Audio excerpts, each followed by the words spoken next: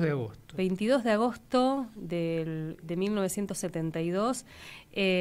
Hace 3 años estábamos en Trelew, en ese homenaje, en esa conmemoración que fue muy impresionante, además. Y viendo lo que uno puede decir, ¿no? El aporte de la larga lucha de sobrevivientes, de familiares, el aporte de la ciencia también. Totalmente. Y pensaba, ¿cómo recordamos hoy esta fecha uniendo un montón de luchas, un montón de banderas, un montón contemporáneas, además muy contemporáneas, ¿no? Y dije, bueno, podríamos charlar con alguien que lo vimos en Trelew con una pasión, mostrar el aporte de la ciencia a la investigación de esa masacre, a la reconstrucción de la fundamentación de la acusación en un juicio vital para esa causa, bueno, ¿no? Vamos a hablar con Rodolfo Guillermo Willy Pregliasco, que estuvo aquí en Posadas hace unos años también, creo que 1 año y medio, 2, y está en línea. Él es doctor en física por la Universidad de Buenos Aires, investigador del CONICET, además integra un grupo de física forense en el Centro Atómico Bariloche, bueno, un investigador realmente pero muy interesante, muy conmovedor también. Willy, muy buenas tardes, ¿cómo estás? Miguel Riquelme, Alicia Rivas, te saludamos desde Misiones. Buenas, ¿cómo están? Qué lindo poder estar en contacto con ustedes y en un día tan especial como hoy. Sí, totalmente. Decíamos eso, ¿no? ¿Qué significa para vos la masacre de Trelew? Y qué pregunta, ¿no? Muchas cosas, la verdad que muchas cosas. Primero significa un contacto temprano con la política que tuve allá en el 82, cuando empezó la democracia de nuevo, y me acuerdo el día que alguien me contó que había significado para su generación la masacre de Trelew, y no fue un hecho cualquiera, fue un hecho fundacional, emocional, político. Fue, creo que el primer acto de violencia estatal contra presos políticos, ¿no? Porque al fin y al cabo fusilaron gente que estaba presa a disposición del Poder Ejecutivo, ¿no? Y creo que es la primera vez que sucede eso en el país. Tal cual. Para muchos de nosotros fue como estar frente al tubo de ensayo de lo que después vendría, solo que en ese momento no lo sabíamos. Claro. De hecho, hubo un juicio militar en aquel entonces, del cual no se ha recuperado absolutamente nada más que el fallo. Y el fallo es raro leerlo porque es el primer ensayo de la argumentación de la obediencia debida. Y esto está escrito en el 72, ¿no? O sea, se venía la democracia en el 73 y las argumentaciones ya empezaban a ensayarse en aquel entonces. Visto desde hoy, además, pensaba un poco en tu trabajo, ¿no? En el aporte y te vamos a pedir que nos recuerdes para los oyentes que por ahí no lo conocen, lo importante que es también el trabajo que estás haciendo hoy, inclusive para contrarrestar toda esta avanzada represiva que estamos viviendo. ¿Cómo fue tu vínculo con la causa Trelew? Bueno, yo vengo trabajando asesorando a la justicia en casos forenses, y en realidad nunca busqué dedicarme a lo que me dedico, pero de alguna manera me fueron cayendo consultas, sobre todo en casos de violencia institucional, donde las fuerzas de seguridad son las que están implicadas. Entonces, buscando un punto de vista independiente, es que recurrieron al sistema académico, al sistema científico, y así fue como nosotros fuimos trabajando uno tras otro un montón de causas de violencia institucional. Y bueno, los años se acumulan y uno va aprendiendo a hacer cosas. En aquel momento nos llamó el juez que estaba haciendo la instrucción y nos dijo, mira, no quiero hacer un juicio sobre los libros de historia, quiero que haya una materialidad. Tráeme algo de esa noche, tráeme algo que no sea simplemente un testimonio. Y así fue como entramos a la base militar, analizamos lo que había, que era muy poco. La verdad que empezamos el trabajo con muy poca esperanza de sacar algo, porque el lugar había sido intervenido, había tenido distintos usos, las paredes de los calabozos habían sido derribadas,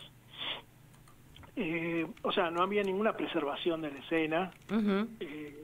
Y sin embargo, huellas había, y había cosas que contaban parte de la historia, y sobre todo que ponían en cuestión las versiones oficiales que había sobre el hecho, ¿no?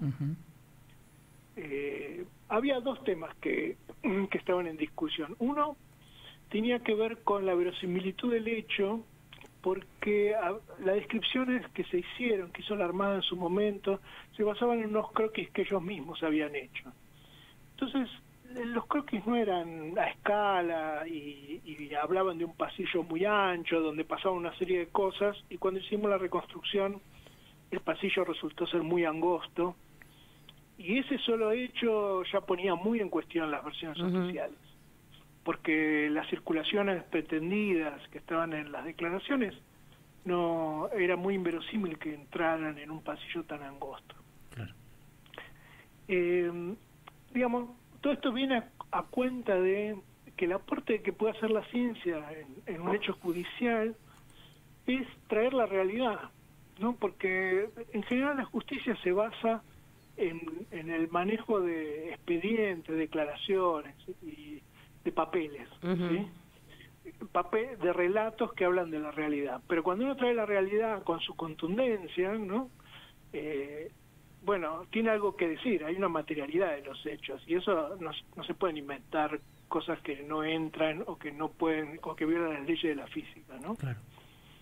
Que ese es el aporte que en general hacemos, que es bastante modesto, pero es contundente, ¿no? Claro. Para poder refutar eso tendríamos que tener otro tipo de física, digamos, una física de otro planeta, en todo caso, con otras condiciones. Vivir en un mundo paralelo, exactamente.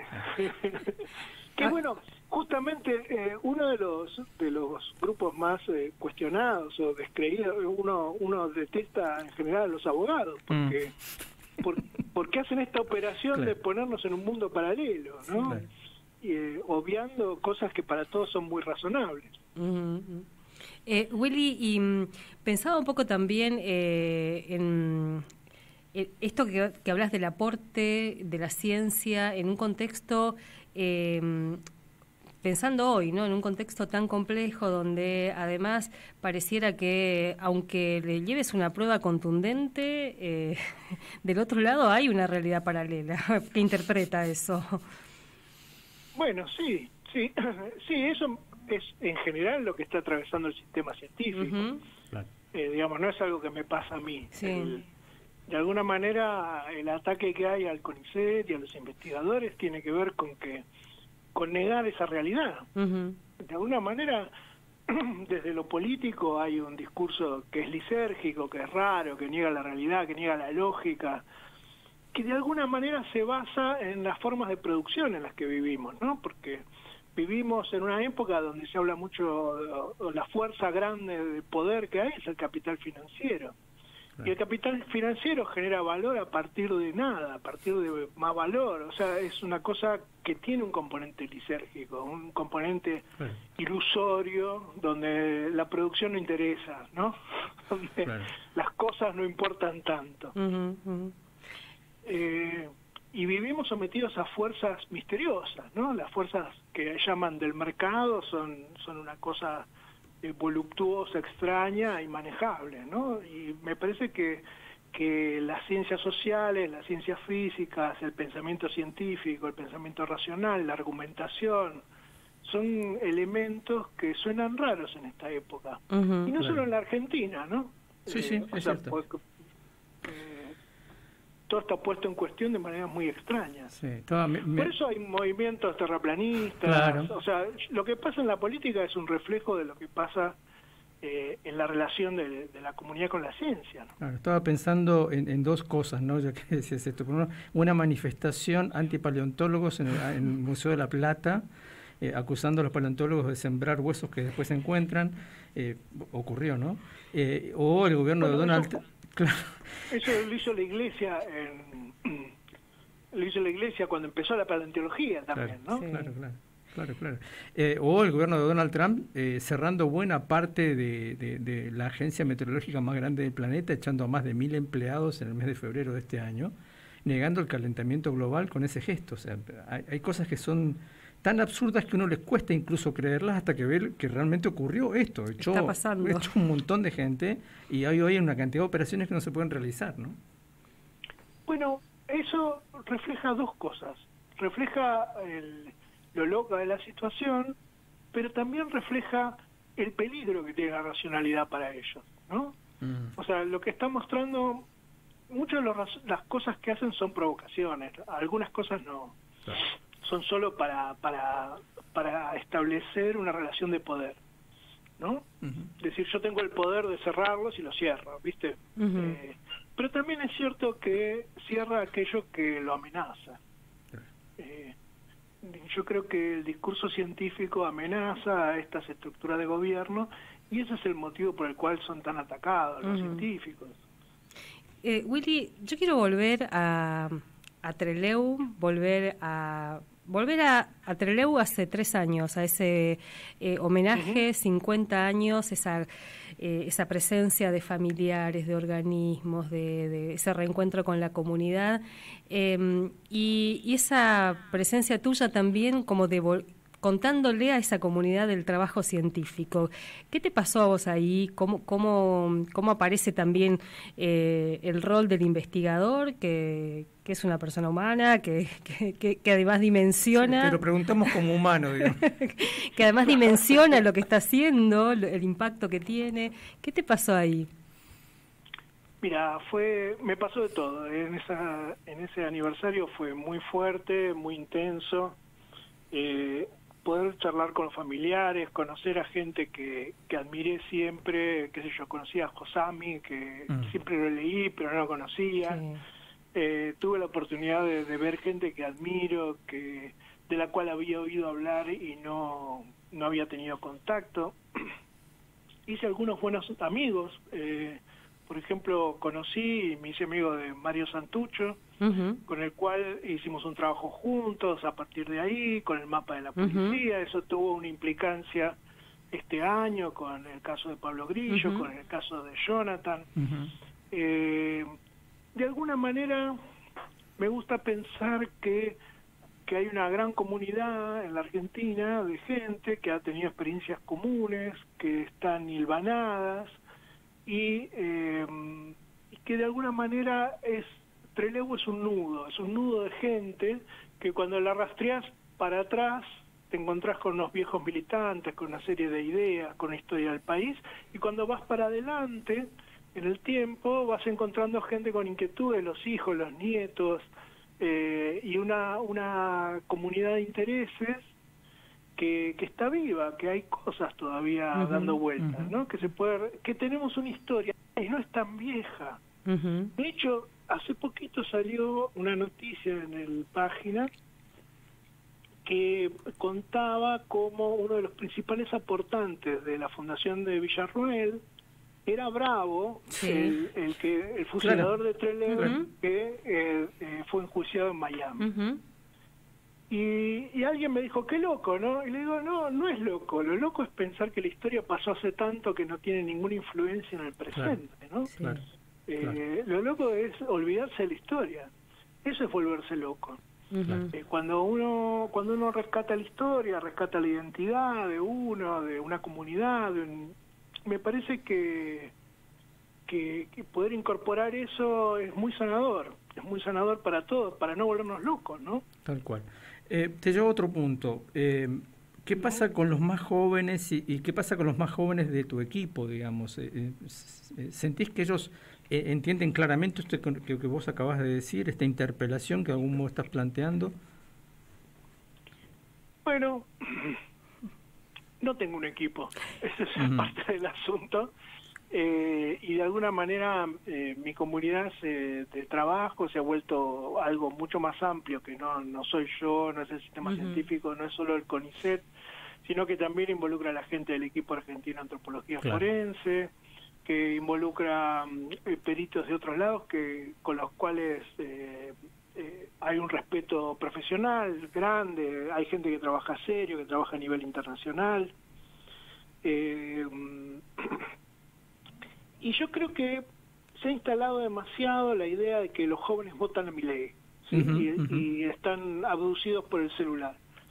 Pero lo cierto, y es fácil confirmar eso porque uno ve muchos jóvenes en esas circunstancias, pero cuando rascas un poco la superficie, yo veo un montón de pibes con ganas, con intenciones, con formación, con interés, con voluntad de hacer cosas, y es lo que encontré con la gente del mapa de la policía, con la gente del equipo de discusión política de la revista Crisis, con los militantes de las agrupaciones, que hay gente con ganas, hay gente muy inteligente, muy razonable, hay gente de la cual aprender, jóvenes, ¿sí?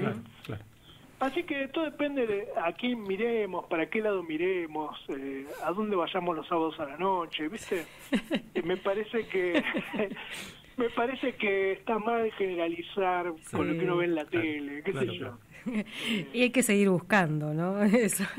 Esas comunidades. Sí, hace poco un amigo me dice, che, ahora no hay música nueva, porque prendo la radio y escucho todas porquerías. Cuando nosotros éramos jóvenes y nos gustaba el rock nacional y la música progresiva, tampoco la pasaban por la radio, la teníamos que ir a buscar. Claro. Y eso estaba vivo ahí. Y ahora hay que salir de la radio y empezar a buscar. Oye, está lleno de gente con ganas. Rodolfo Willy Pregliasco, con quien estamos hablando, te dejamos ahí en Bariloche. Veíamos las fotitos que compartías, una envidia, porque 33 grados acá es mucho. Sí, el crudo invierno misionero. Hace mucho frío acá. Bueno, mil gracias por este tiempo y por compartir con nosotros también. Resumimos en tu historia, en tu testimonio, mira, un aniversario de la masacre de Trelew y esta larga lucha por memoria, verdad y justicia y el aporte que puede hacer la ciencia, un científico comprometido también.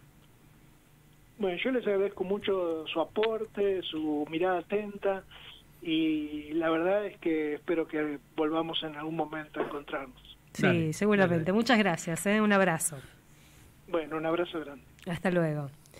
Bueno, ahí hablábamos con Rodolfo Pregliasco, Willy Pregliasco. Agradecemos a Sandra Nicosia, que siempre está ahí atenta también ayudándonos y aportándonos, en este caso, el contacto. Y